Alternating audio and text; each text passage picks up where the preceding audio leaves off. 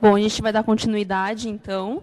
A próxima palestrante é a Safiri, formada em Engenharia Ambiental, Meio Ambiente pelo Instituto Superior de Ciências Aplicadas, e atualmente ela é gestora da empresa, do grupo, né, Avante Ambiental.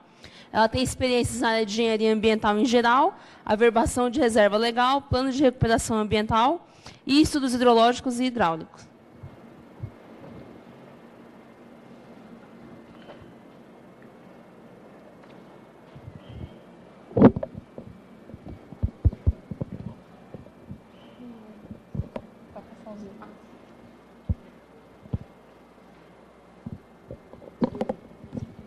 Boa tarde, pessoal. Fiquei com uma tarefa meio difícil agora, falar depois do Chicão, né? Mas eu vou tentar.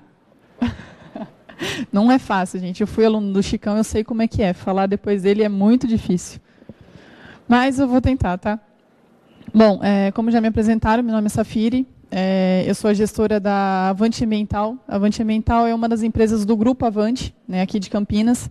Então, nós temos 2 unidades, uma unidade aqui em Campinas, que fica na Nova Campinas, e uma unidade no Paraná, em Cascavel. Então, a empresa é um grupo empresarial, onde nós temos a consultoria ambiental. O que foi me pedido pela diretoria, né, apresentar para vocês um pouquinho sobre outorga e o monitoramento dos corpos d'água. Primeiro, eu gostaria de fazer uma pergunta. Alguém daqui já trabalhou com outorga de uso d'água? Já tentou tirar uma outorga? Já passou pela dificuldade de trabalhar com o Departamento de Água e Energia Elétrica? Vocês podem levantar a mão? Que experiência vocês têm dessa situação? Fácil, difícil? Muito burocrático, né? Então, é um pouquinho complicado a gente falar em 30 minutos sobre tirar a outorga, tá? Então, eu vou passar para vocês um pouquinho da experiência da consultoria, como nós, consultoria, vemos essa situação. Deixa eu descobrir como é que passa isso. Bom, então, o que é outorga de uso d'água? Quem já trabalhou com outorga, ou quem já viu isso na faculdade, e, infelizmente, eu acho que a faculdade não passa muito para a gente uma base do que é outorga, né, de como que você trabalha. A gente tem noção da parte de projetos de hidráulica, hidrologia, né, conceito de bacia hidrográfica, mas e uma outorga? Então, eu não vejo isso na faculdade, eu vou ver isso a partir do momento que eu saio para o mercado. Então, a gente se depara com situações, hoje dentro da consultoria, completamente inusitadas. Então, eu tenho outorga desde o empreendimento imobiliário, empreendimento industrial, ou de um pequeno agricultor. Então, hoje a gente trabalha com a parte rural, urbana e industrial, nas questões de outorga. Então, eu falo para vocês, nós temos clientes dentro da empresa, proprietários de propriedades rurais. Se eu for em 10 propriedades rurais, eu aposto com vocês que as 10 têm um poço. Que é da onde vem a água para abastecer a sede. Ele pode até não ter irrigação, mas a água para abastecer a sede ou para beber vem de um poço, que seja um poço caipira, né, o famoso poço caipira, que hoje ele está dispensado de outorga, porque muitas vezes o uso é pequeno, mas que precisa ter a dispensa de outorga. Então, e se eu andar nos 10, eu vou perguntar para os 10, vocês têm outorga? Eu vou ter a mesma resposta dos 10. Não sei nem o que é isso. Então, no momento de crise hídrica que nós passamos recentemente, que foi um momento muito crítico, e que, nesse período, eu estava sendo aluna do Chicão, na pós-graduação, né? Então eu acompanhei bem de perto, junto com o Flávio, né? Toda essa situação, e nós vimos todo o aviso do consórcio para os nossos gerentes de Estado, né? Da situação que nós íamos passar e que não foi tomado devidas providências. Se tivessem ouvido em dezembro, quando foi avisado, né, Chicão, a gente não teria passado por uma situação como nós passamos. Mas no momento de crise, de repente, todos os nossos monitores, vamos assim dizer, as agências CETESB, Departamento de Água e Energia Elétrica, resolveram ir para a rua e fazer a fiscalização, coisa que eles talvez já deveriam estar fazendo lá atrás. Então, tiveram situações que nós tivemos que sair correndo da consultoria e atender o cliente lá em São João, porque estava na propriedade dele Polícia Civil, Polícia Ambiental, CETESB e Departamento de Água e Energia Elétrica por conta de um barramento que ele fez com um saco de areia, porque ele precisava irrigar a plantação dele. Entendeu? Então, assim, coisa que nunca foi visto, passou a ter uma atenção exclusiva de todos os órgãos, porque a gente precisou passar por um momento de crise para poder ter esse tipo de atenção para esse segmento. Né? E quando a gente fala na questão de outorga, vou usar um exemplo de usina. Né? Quantas usinas a gente tem hoje, né? Não consigo nem mensurar quantas usinas existem. Usina não tem terra, usina arrenda terra. E usina arrenda terra agricultável, ela não arrenda a represa, mas pode ter certeza que as terras que ela arrenda tem uma represa. Tem um lago, tem alguma fonte de água. Por quê? Se pegar fogo, é de onde ela vai tirar a água. Então, nesse período de fiscalização que nós sofremos, as notificações foram para as usinas, não foi para o proprietário da terra. Porque quem vai usar a água? É a usina. Então, quando a gente pergunta o que outorga de direito de uso? É uma licença. Né? É uma licença do mesmo jeito que eu preciso licenciar o meu carro para dirigir, eu tenho que ter a minha licença, eu tenho que ter meu outorga para poder usar os meus recursos hídricos. Eu só não preciso hoje outorgar a água que vem da minha torneira, porque isso a prefeitura já tem outorga, a prefeitura já tem autorização para utilizar isso. Então, a gente precisa ter isso bem fixado na nossa cabeça, que pensei em fazer qualquer coisa que envolve água. Vamos ligar para o órgão, vamos ver se eu não preciso de uma autorização, vamos ver se eu não preciso de uma dispensa de outorga, porque muitas vezes acaba aqui passando uma situação que eu acho que eu não preciso, ou meu vizinho não precisa, e no momento de crise eu não sei todo mundo que está usando a água. E há usos prioritários da água, abastecimento público e dessedentação de animais. E aí é muito fácil a gente parar num momento e falar assim, puta, vou ficar sem água na minha casa, mas eu tenho um sítio e não estou com meu poço outorgado, eu não estou com a minha captação outorgada. Então, a gente tem um pensamento muito egoísta e não pensa no como um todo. É mais um momento de desabafo, né, isso daqui para vocês, como consultoria, porque a gente enfrenta muito isso dos nossos clientes. Ah, eu não vou fazer, não tem fiscalização. Na hora que tem fiscalização, dá desespero e sai correndo. E nós passamos por situações de clientes nossos em Cordeirópolis, do lado de Araras, que são 10 propriedades pequenas, um do ladinho do outro, que são responsáveis pelo abastecimento da merenda escolar de Cordeirópolis. Eles plantam alface, tomate e uma série de verduras lá. Que o fiscal do DAE foi lá e notificou eles, e deu um prazo de 2 dias para eles entrarem com o processo de outorga. O que aconteceu? Lacrou a bomba deles. O que aconteceu? Não tinha mais como eles irrigar a produção deles para poder abastecer as crianças. Então, são coisas que, infelizmente, a gente, como consultoria, depara com o nosso cliente, de que, vou deixando. E aí, na hora que dá o aperto, dá o desespero, tem que correr atrás para fazer, né? Então, só um pouquinho rapidinho sobre o que está na política de recursos hídricos, né, na 9.433, de 97. Né?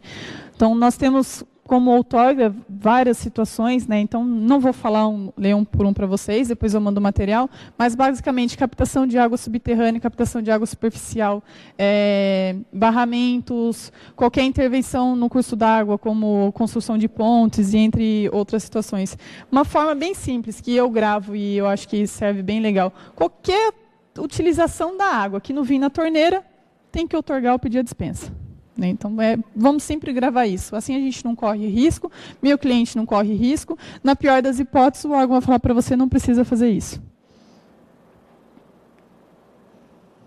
Então, nós temos também, né, a resolução da ANA 833, que também dá algumas atividades que precisam ser outorgadas. Quem deve pedir outorga? Né, sou eu, proprietário, é a prefeitura, é a empresa, todo mundo que for utilizar do recursos hídricos. Né, seja o proprietário da propriedade rural, seja a indústria, seja o empreendimento imobiliário, seja a prefeitura. Né, então, a água que abastece para a gente, a prefeitura tem outorga dessa captação. Né, então, toda a derivação de água que eu preciso, ela tem que ter outorgada. E o responsável é sempre quem está utilizando. Né, o que acontece muitas vezes no caso das usinas, que a usina tem costume de achar que a responsabilidade de regularizar o barramento é do proprietário, mas não. Quem está usando a água é ela. Quem tem um contrato de arrendamento da terra e vai utilizar aquela água é a usina. Né, então, vale sempre para o usuário. Né? Muitas vezes vai do acordo que a pessoa tem, né, com quem arrendou a terra, com quem está utilizando, mas normalmente é o usuário. Aqui é um pouquinho sobre o formulário. Se vocês entrarem no site do Departamento de Água e Energia Elétrica, ele é um site bem completinho lá, então eles têm vários manuais de como que deve ser feito, né, estudos hidráulicos, estudos hidrológicos, os anexos que você tem que preencher, ele tem basicamente um checklist.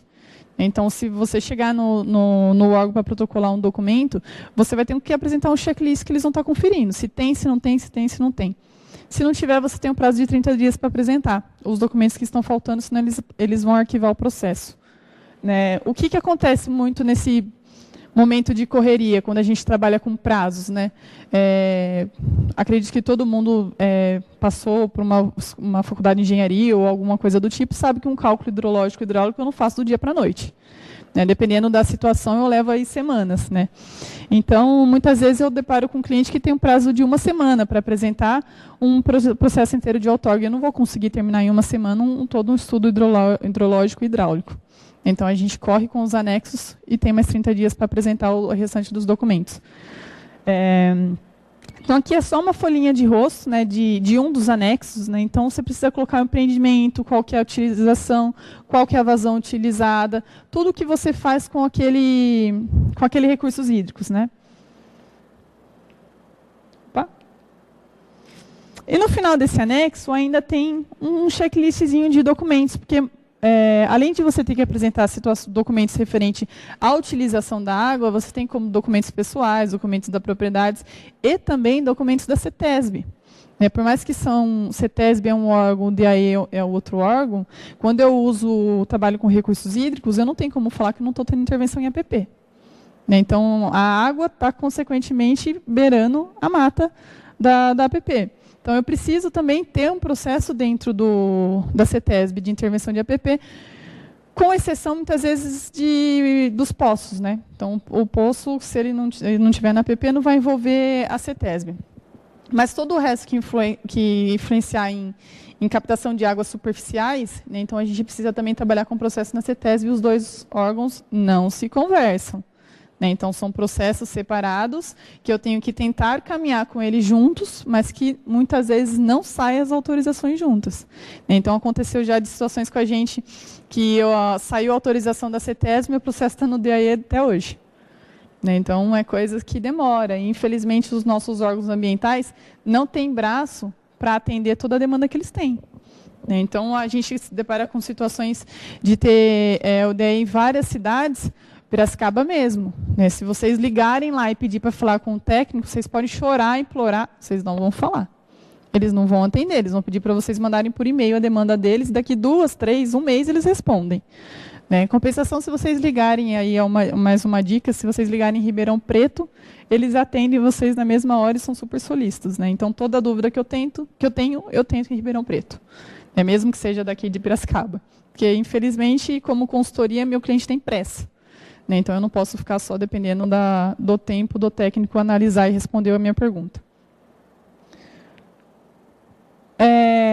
Então, aqui é uma carinha dos anexos que tem dentro do site do DAE. Se vocês entrarem, isso daqui é do site deles. Então, são todos os requerimentos que você precisa apresentar em cima de todas as atividades que precisam ser licenciadas. Tá? Então, bem o checklist é bem facinho no termos de documentos a serem apresentados. Tá? Então, se vocês pegar o checklist, você vai saber o que você tem que apresentar. Agora, como você vai trabalhar com isso é outra conversa. Né?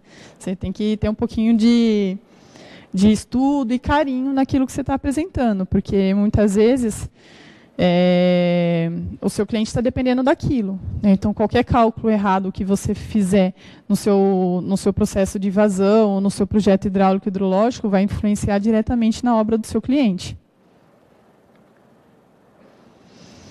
Também nós temos um portal de outorgas, né, que vocês podem acessar. Então, tem as instruções técnicas, as taxas, os guias de pequenas obras hidráulicas, cobrança pelo uso dos recursos hídricos. Então, isso aqui é mais um sitezinho de consulta que vocês podem entrar e estar verificando então, também.